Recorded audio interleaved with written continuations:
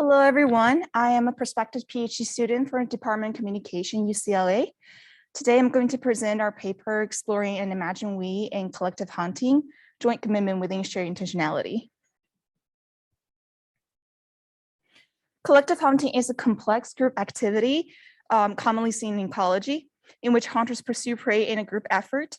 This behavior is evolutionarily significant in the animal kingdom as it extends cooperation beyond kinship to genetically unrelated group mates and has been viewed as a major breakthrough in hominid evolution.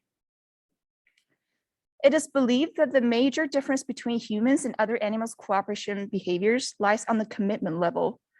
For example, while humans as young as toddlers show tendency to commit to achieving a goal together with other collaborators, chimpanzees are mostly driven by individual motives and do not commit to achieving a goal as a body. The cognitive support behind this unique cooperative patterns of human arguably attribute to the ability to share psychological states with one another. It is argued that shared intentionality, the conception of individual as a group, is the cognitive representation supporting human unique cooperation. This intention to represent the self and others as a collective whole is also referred to as the we intention. It is generally acknowledged that shared intentionality has two properties. First, it is irreducible to a shared summation, aggregation, or distributed patterns of individual intentionality. Margaret Gilbert's proposed that shared intention is only realized when individuals are willing to be jointly committed to espousing a goal as a body. Once the joint commitment is established, individuals make up a plural subject, which can be understood as a distinct agent with its own action and mind. Second, a shared intention is had by an individual, meaning that first, there is no dictatorship. Every participant voluntarily forms a joint commitment. And second, shared intentionality only makes sense at the individual level. In our study, we aim to show whether humans can establish robust joint commitment in collective hunting scenarios without explicit communication.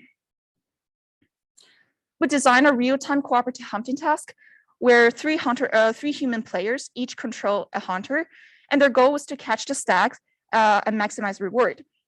There are 1 stag, 2 stags, and 4 stags conditions. The hunter receives a joint reward upon a successful touch of a stag. And since the stags run faster than the hunters are greatly motivated to collectively decide which stag to pursue together. Crucially, this process occurs without explicit communication. Here are 2 demos showing how human hunters hunt for stags in the 2 targets and 4 target condition. Here we see a demo for this 2 target condition. And we can see that hunters mostly go after 1 target at a time and develop strategies to corner or encircle the stag that runs faster than them. And we see a similar pattern in the 4 target condition.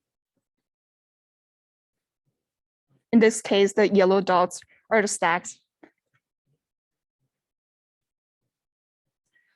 So following the human experiment, we also want to see if computational models embedded with shared intentionality structure can capture important aspects of human cooperative hunting. We are not the first group of people working on this. The concept of shared agency has recently been modeled by several works of Bayesian theory of mind in the field of cognitive science. But in particular, our team built this computation model of shared intention directly inspired by Gilbert's theory of commitment, named Imagine We, or the IW model. The IW model was first reported in the 2020 CoxSci, and now we're offering in-depth comparison with both human performance and reinforcement learning. Specifically, the idea of we realize the irreducibility claims as it reflects the collective wills of all individuals, but it is also a single autonomous agent with its own set of belief, desire, and intention, which together rationally control the agent's actions.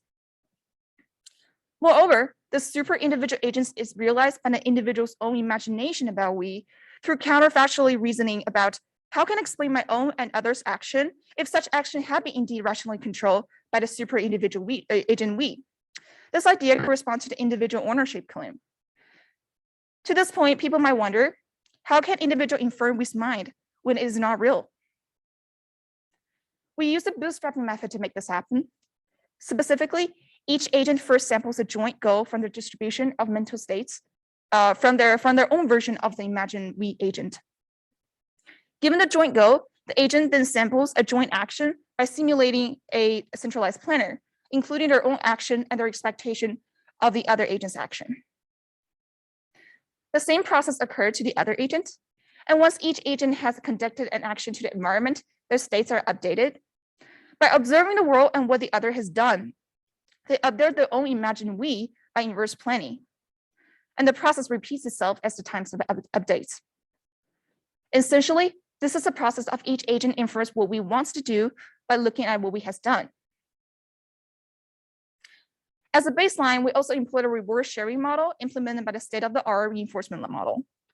Specifically, we use the multi-agent reinforcement learning, or MARL, that extends single agent studying by assigning the same reward function to all agents. That's effectively allow agents to share the group reward. In comparison to the IW model, the reward sharing model does not include any representation of shared intentionality, but it is identical to the IW model in the case of a single target. By adding this baseline model, we intend to explore whether shared intentionality is needed for agents to perform well in a cooperative hunting task. Let's first take a look at the overall results, overall performance, which is measured by accumulated reward. In the graph, the x-axis indicates the number of targets, whereas the y-axis indicates the accumulated reward. And for humans, we see that as the number of targets increase from 1 to 2, there isn't a significant increase in accumulated reward, whereas when target increase from 2 to 4, the accumulated reward increase. For IW model, the overall performance did not decrease, but was rather maintained. Whereas for the RS model, we see that as the number of target increased, the overall performance gradually decreased. We further collected results on quality of hunting, which was determined by the number of consecutive touches the hunter applied to targets. In this case, the x-axis is the type of hunter, and the y-axis is the percentage of accumulated reward from a certain quality of hunting. In this case, the dark gray is our interest, which indicates high quality hunts determined by three consecutive touches. And we can see that when there are 2 targets, human hunters achieve the largest proportion of high quality hunting, followed by the IW model, whereas the RS model achieved the smallest proportion. And we spot the similar patterns in the 4 target condition. We also have some results regarding goal consistency, which indicates the level of concentration on the same goal from all hunters. In this case, the consistency is measured by the entropy of distribution of the touch target, which is the y-axis in this case, where a low entropy value indicates a higher goal consistency. And we can see that in the 2 target condition, the IW model has the greatest consistency, followed by the humans and the RS model. Whereas in the 4 target condition, humans and the IW model exhibit similar level of consistency. Both are higher than the RS model. And these results suggest that the way humans perceive the goal could be better captured by the IW model than the RS model. So far, we only examined the performance of each type of player within their own homogeneous group. And here we take one step further to examine how well the models can replace a human player to test the compatibility of their hunting strategies. We first remove a human hunter from the pre-recorded trajectory and add a model hunter. Then we measure the cross entropy of the target distribution of the original human team and the new hybrid team. Here, the cross entropy indicates the difference between the 2 distributions, where a larger cross entropy would indicate the goal distribution changes greatly after the model replaces a human hunter. Let's take a look at the results. The x-axis indicates the number of targets, whereas the y-axis indicates the cross entropy of target distribution. And we see that the IW model has significantly lower cross entropy than the RS model, suggesting that the IW model could better mimic the intention of human hunters compared to the RS model.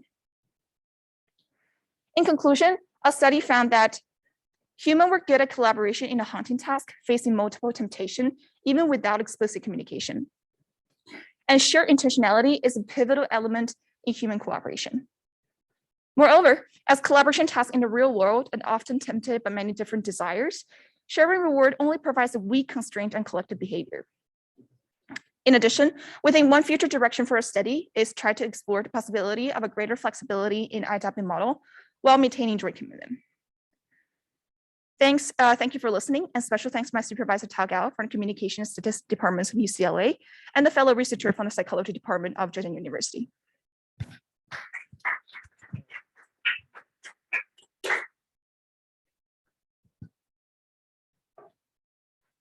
Yes, thank you. We have sorry, just 1 minute. Okay, so we have our first talk actually was recorded, so we just figured out a hacking way to play this video. Hopefully it will work.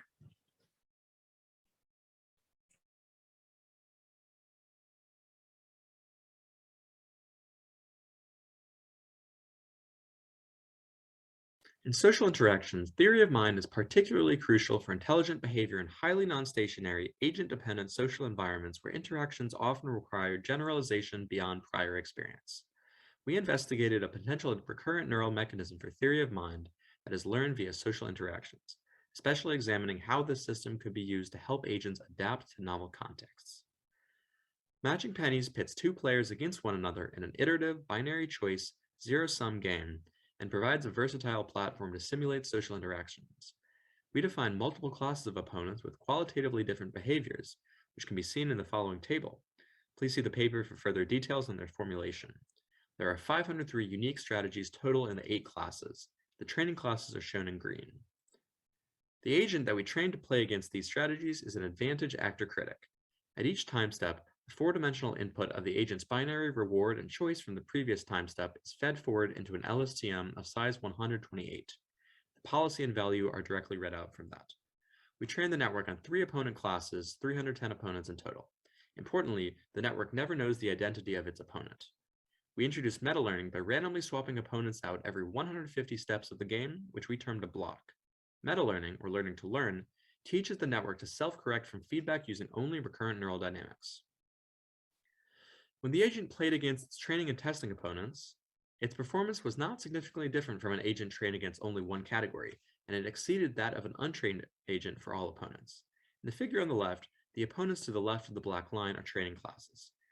Over a subset of opponents for which the agent's performance can be significantly greater than chance, we found that the multitask agent adapted its performance to the new opponent within only 20 time steps. So, after training against multiple classes of opponents, the network learned to quickly infer novel strategies and adapt its behavior accordingly. Next, we fit 2 logistic regression classifiers to predict the opponent identity from the recurrent activity in trials against opponents from different training classes. One classifier was trained and tested on activity from the same block, called within block, and one was trained and tested on separate blocks that occurred far apart in time.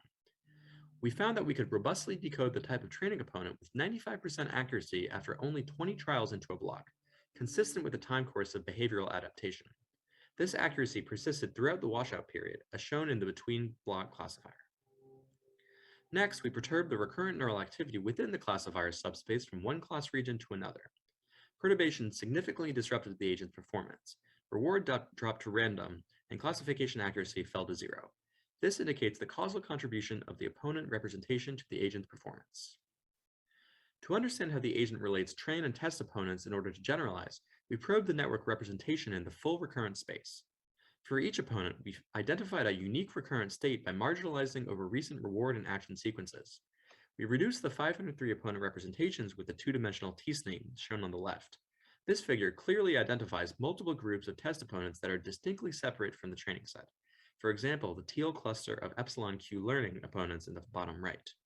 With this result, we hypothesized 3 possible mechanisms of similarity-based generalization: template matching, in which the network adopts one of the learned strategies; interpolation, in which the network maps the novel opponent to one of the learned categories; and extrapolation, in which the network might use its learned representation beyond specific strategies or categories. We probe the mode of similarity-based generalization of each of the test opponents by comparing them to the training representations with 2 measures: the minimum Euclidean distance to a training representation in the y-axis, and the Euclidean distance to an LC opponent with parameters that best fit the test opponent strategy, LC mapping, on the x-axis. The results of this probe are plotted in the scatter plot on the right, where each shaded region represents a different general strategy. Further results do not depend on these specific boundaries, however. We found that the majority of training opponents, 129, fell in the template match region. Here, some are not pictured because they do not have a good LC mapping fit. 42 opponents were classified as extrapolation. We asked whether the training dynamics operated on a low-dimensional manifold and if the test dynamics also fell on that manifold. We performed PCA on recurrent states from all training opponents and calculated the explained variance ratio of the test states on these PCs. We identified that 95% of the training variance was explained by the first 10 PCs. These same PCs summarize roughly 92% of the variance for all test classes, indicating that their dynamics also lie in the training manifold. To investigate how the extrapolation opponents differ from the others, we asked how the dynamics along the first two PCs differed in the test states. We estimated the density of recurrent states using a Gaussian kernel density estimator and plotted the results in the heat map on the right. The majority of extrapolation states are localized in regions where there is low or zero density in the training case, also called WD here, near the edge of the overall distribution. Furthermore, roughly 50% of the cumulative density for the extrapolation distribution existed in regions of the training distribution that make up less than 5% of the density. This was not the case for other generalization types. These results suggest that the extrapolation states lie on the edge of the learned manifold in regions rarely occupied by the training states. In conclusion, by learning to interact in a competitive game against different types of opponents, we showed that a recurrent neural network had developed a dynamical representation of strategy. Furthermore, the network had learned to use this representation to generalize via three mechanisms, perhaps most interestingly, what we call extrapolation, which is mixing and recombining information from the training opponent classes. These may be mechanisms by which neural systems solve the most important problem of theory of mind, which is adapting to novel social interactions. Thank you. Thank you. Okay, so next we'll have Philip Arias presenting pedestrian motion pattern prediction from traversability maps.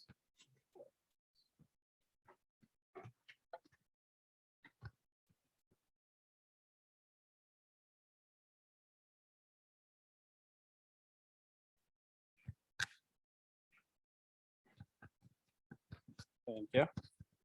All right. Hi, everyone. I'm Felipe, and today I'm going to be talking about my ongoing work titled Pedestrian Motion Pattern Prediction for Social Navigation via Self-Supervision. Oh, let me move this. So this work is primarily concerned with long horizon human motion prediction. And until now, this has been a subfield of human trajectory prediction that aims to learn or identify patterns of motion from static sensors such as cameras looking over environments, crowded environments. And this is mostly used for crowd monitoring, though there are a couple of methods that propose to use these cameras to choose paths that preemptively avoid collisions. Since we know that this is not scalable or a camera may not always be available, we instead hope to learn to predict the motion patterns from nothing but topology or traversability maps and consider the implications to social navigation. So to formally express, express our intuition and study this problem, we formulate social navigation as an optimization of three phases. So first, the agent has to choose an initial trajectory or a global plan if it's at the very first time step. And then it has to simulate pedestrians in that environment for each global plan. So the pedestrians may be anywhere going to anywhere else, and they may have a trajectory that is unpredictable. Then, since the agent may have to avoid collisions or get close to humans, we also have to compute the final trajectory that avoids the collisions if necessary, and compute the social costs that may be accrued during an execution. And we use a Gaussian to penalize the agent when it gets too close to pedestrians. So our intuition is then to, rather than do this, since it's computationally expensive and it's similar to training an RL agent, to approximate this through a learned heuristic. And we model this heuristic as the probability of occupancy at all regions of the environment. The question then becomes, how do we learn such a heuristic? And our proposed solution is to use self-supervision. We simulate navigation episodes using Orca and actually some of Claudia's work in 5 training environments. And we accumulate the trajectories to generate these occupancy heat maps that you can see here. We then quantize the heat maps and use them as labels for a segmentation unit or segmentation neural network. In order to evaluate our model, we first treat our results as a standard segmentation method. And we note that over all of these environments, of these 3 test environments that weren't used for training, we mostly predict pixels correctly. though there is some noise, so it's not perfect. And we also note that whenever our model is incorrect, it's generally just off by an occupancy level, meaning that it is picking up on the continuous nature of these motion patterns. Lastly, we try to evaluate and see if our method indeed predicts social costs, as I mentioned earlier. And there we see that although there is high variance, given the stochasticity of the problem, our method does indeed predict, it is indeed able to recognize paths that are more likely to accrue social costs or higher social costs relative to other paths. So that is all for my talk, and I'll be at poster number 1 if anyone is interested.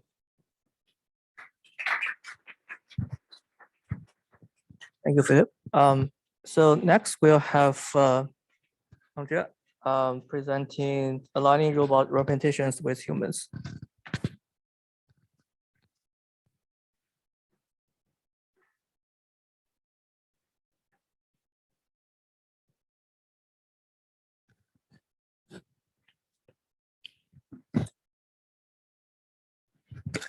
All right. Hi, everyone. I'm Andrea, and I'm going to give you a very quick teaser on our take for how we should align robot representations with humans. So imagine that this Jaco robot wants to carry my mug to the table.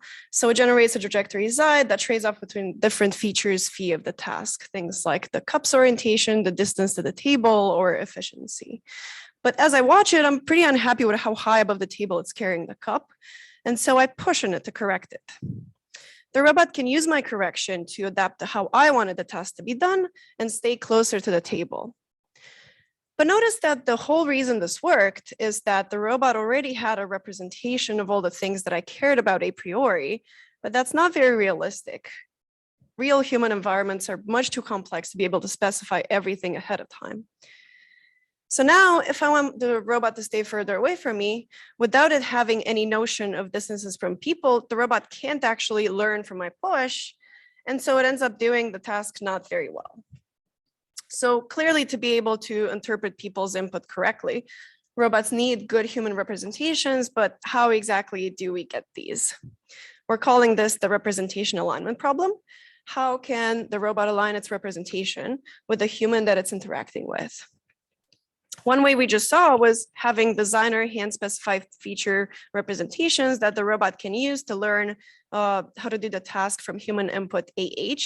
We just saw corrections, but there's many other types of feedback like demonstrations and so on, and then produce trajectories in the world from that.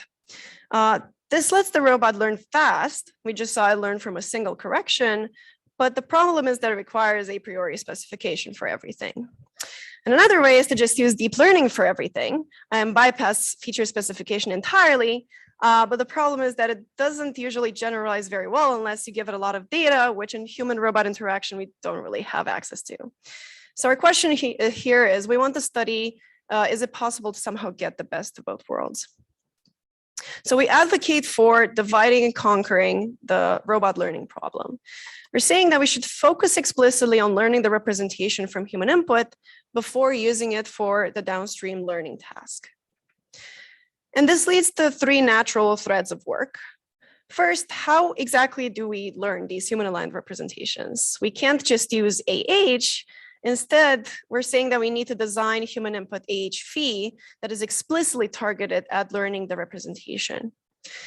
And here I show you one example called a feature trace, which can be used to teach one feature of the representation at a time. Next, how does the robot even know when its representation is misaligned? We suggest that we should look at how the robot can use the task input AH to tell when it doesn't know enough to understand it with its current representation. And lastly, we recommend studying how to better incorporate these learned models, these representation models into human models, human decision-making models for how to learn the downstream task. So I've personally shown that human feedback explicit to the representation does lead to more generalizable rewards in the context of the reward learning. So we're excited to see this idea applied to other robot learning frameworks like policy learning or exploration in RL. Thank you. And at the poster session, I'm going to talk more about how my PhD work in particular fits into this framework. Thank you. Next, we'll have Sarah Wu presenting a counterfactual simulation model of causal judgment about social agents.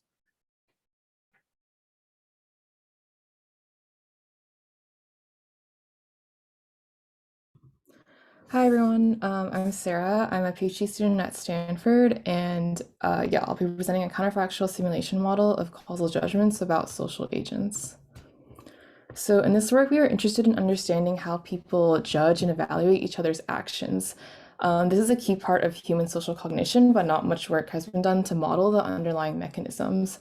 But in psychology, there is a lot of work actually showing behaviorally that causal reasoning is very closely related to counterfactual thinking. So to judge whether someone caused something, people often imagine what would have happened if that person had done something different and then compare that to what actually happened. So to model this process, we build on a recent model of causal judgments about physical events. So this uses a physics engine to computationally simulate different counterfactual scenarios with noise. And we extend this to the social world by making use of planning and reinforcement learning methods as a generative model for how people might intuitively simulate each other's rational behavior. And we also need to take into account social evaluations that people make whenever they perceive agents. So unlike for objects, these can influence and additionally complicate causal judgments. So we had two experiments. In the first experiment, people saw this agent, hopefully this is playing, that can pick either the red path or the blue path to go to the goal, but there's these doors that will randomly open or close. So they were asked to judge how much they agreed that, so in this case, the agent lost because they took the red path this time. And then a second group of participants made a counterfactual judgment. So here they judged whether the agent would have won if they had taken the blue path this time. And our model simulates this by running the agent on the blue path, adding noise and comparing that success rate to the actual outcome. And we found that our model aligns well with people's empirical counterfactual judgments and also best explains people's causal judgments, more so than a hypothetical simulation model or a heuristic model that doesn't use simulation. So in experiment 2, we added a second agent, so this blue one, which doesn't have to go to the star, but it can act to help or hinder the red agent, which does try to go to the star. So here they judged whether the red agent won or lost because of the blue agent. And then again, there's a counterfactual group. So they judged, in this case, whether the agent would still have won if the blue agent hadn't been there. And then to model this, we would simulate the red agent planning to the goal without the blue agent. And then we had a third group that made inferences about the blue agent's intentions. And to model this, we did Bayesian inference over the blue agent's actions given their possible intentions from hinder to help. And we found that our counterfactual simulation and inference models both captured people's empirical judgments well, and also a combination of them best predicted people's causal judgments. So together, this shows that causal judgments in social settings are sensitive to both counterfactual simulations of what would have happened differently, but also social evaluations that come with perceiving agents. And so hopefully this provides a start to better modeling how people attribute causes to each other in the many ways in which they act on the world.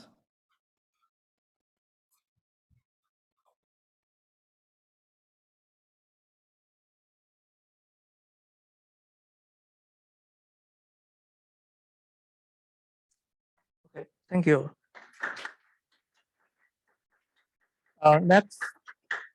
Next we have Shaozhe Chen presenting intentional commitment as goal perseverance in human planning.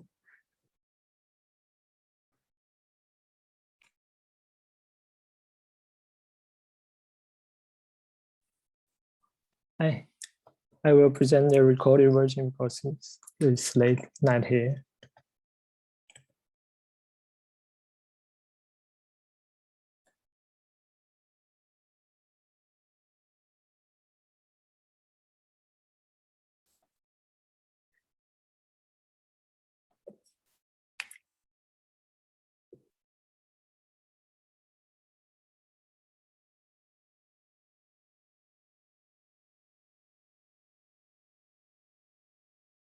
We cannot hear the sound. Oh, sorry.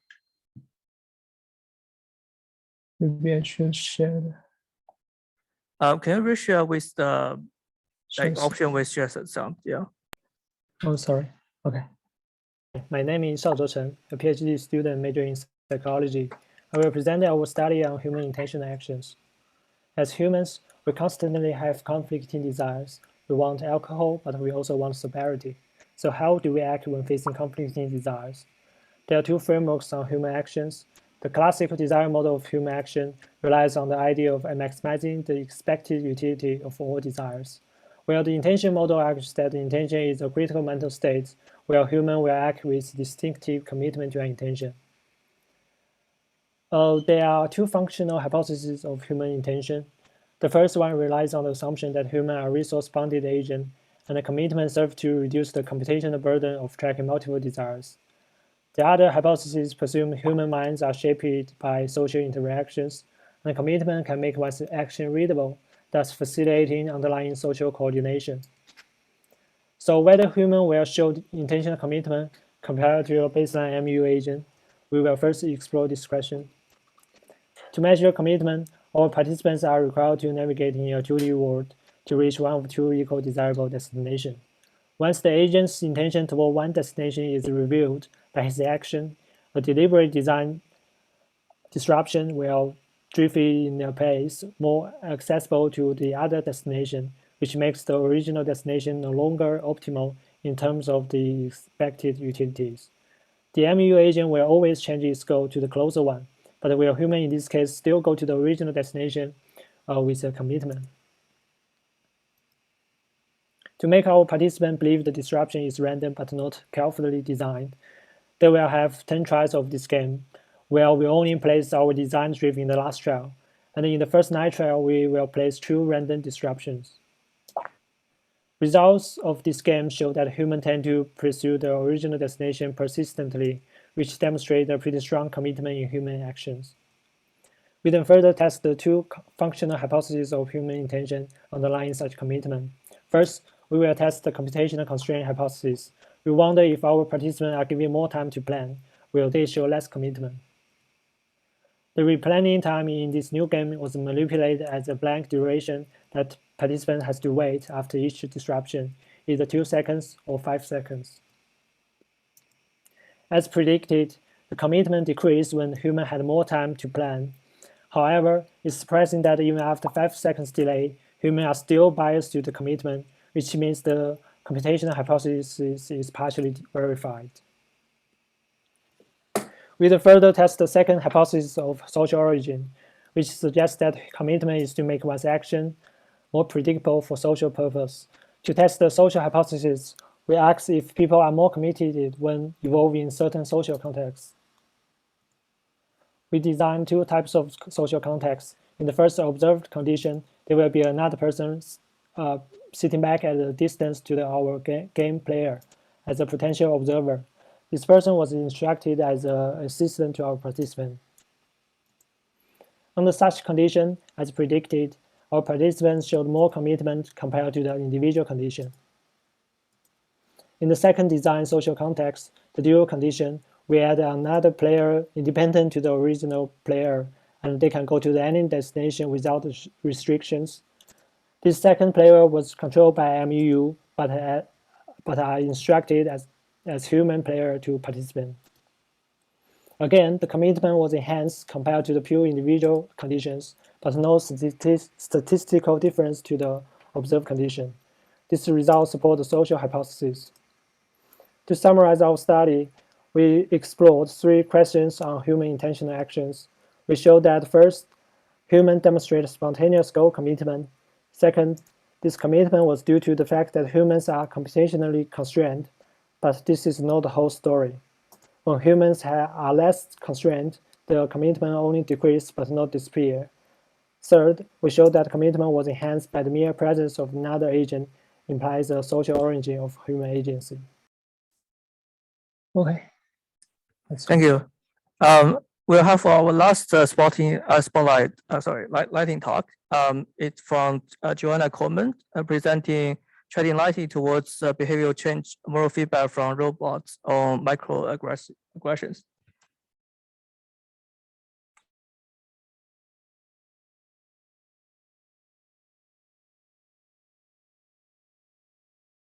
Joanna, we cannot hear you.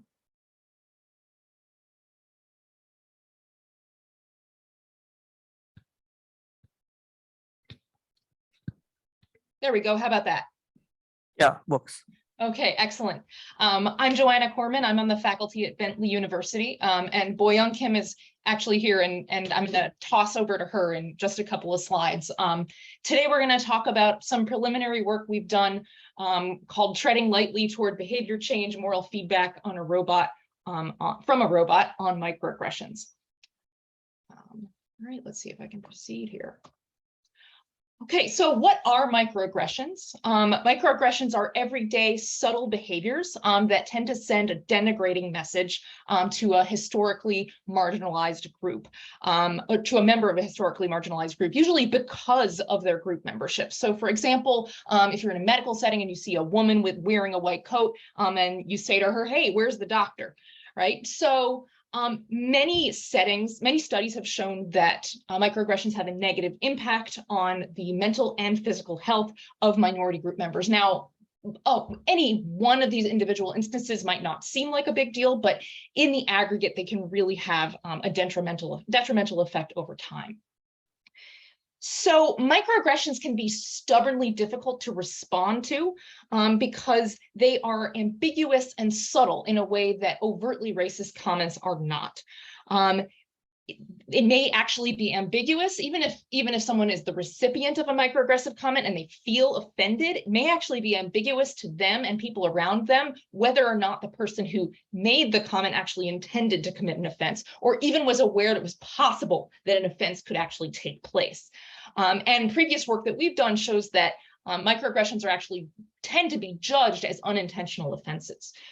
And so it can be really challenging to respond to these offenses that are so ambiguous, and it can put the recipient of these comments in a really challenging and uncomfortable position. So the purpose of our research then was to bring artificial agents or robots into the picture and to ask whether an artificial agent could actually mount an effective response to a microaggressive comment. And an effective response would mean not only conveying the harmful effects of the comment, but actually doing so in a way that still discourages the speaker from making similar comments in the future. All right, so I'm going to turn over to Boyoung to talk about the next piece. Boyoung, are you there? Thank you, I'm here. Can you hear me?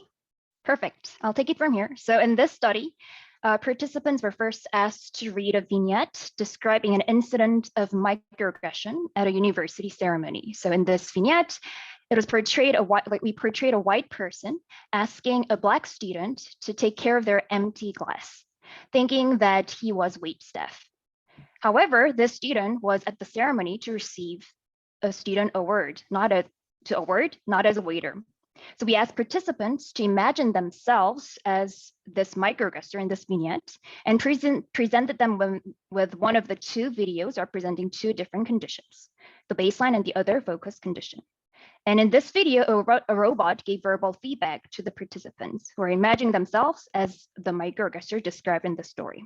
So in the baseline condition, the robot corrected an erroneous assumption about the student by noting that the student is not a member of the waitstaff. And in the other focus condition, which was grounded in the restorative justice theory, the robot, in addition to pointing out the erroneous mistake, the robot noted that the request might make the student feel unwelcome in the university community as a Black person. So the robot described the perspectives, the feeling that this person might feel in this situation. Next, please. Thank you. So after showing this video to the participants, we asked these three questions. How comfortable would you be receiving this response from the robot? How likely would you be to reflect on the impact that your original request of the student might have had? And how likely would you be to make a similarly mistaken comment in the future? Next slide, please. Thank you. So from this study, we found the opposite response patterns for the baseline and the other focus condition. Let's first focus on the baseline, the red line here. So when the robot merely pointed out the fact that the student was not a server and was the awardee, participants who felt uncomfortable receiving the feedback also rated themselves as less likely to make microaggressive comments in the future than those who felt comfortable receiving the feedback. And let's look at the blue line, which represents the other focus condition. So by contrast, when the robot not only point out the speaker's spectral error, but also continue to explain that such a comment can make a minority group member feel excluded and unwelcome, participants who felt uncomfortable receiving the feedback from the robot were those to rate themselves more likely to make microaggressive comments in the future than those who felt comfortable receiving the feedback. So these findings suggest that the different types of moral feedback may have elicited distinct emotional reactions with distinct consequences for future behavior. Future work will explore these relationships further. Next, please. Our poster number is 12, and look forward to talking with you about this work. Thank you.